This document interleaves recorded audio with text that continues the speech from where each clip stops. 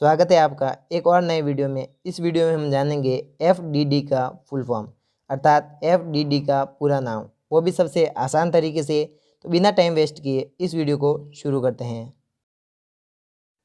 FDD full form F floppy, D disk, D drive.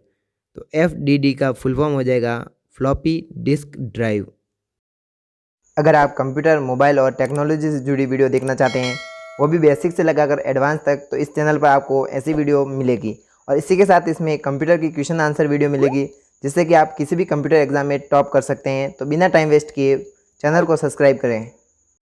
Video पसंद आने पर like share ज़रूर करें और कमेंट करके बताएं कि वीडियो आपको कैसा लगा। इसी के साथ इस चैनल पर आपको मिलेगी कंप्यूटर, टेक्नोलॉजी और मोबाइल से जुड़ी हुई वीडियो। इसी के साथ कंप्यूटर की क्वेश्चन आंसर वीडियो, जो कि आपको हर कंप्यूटर एग्जाम में टॉप करवाएगी। तो तब तक के लिए सीखते रहिए ऐसा इंडिया के साथ। वीडियो देखने के लिए आपका दिल से धन्यवाद।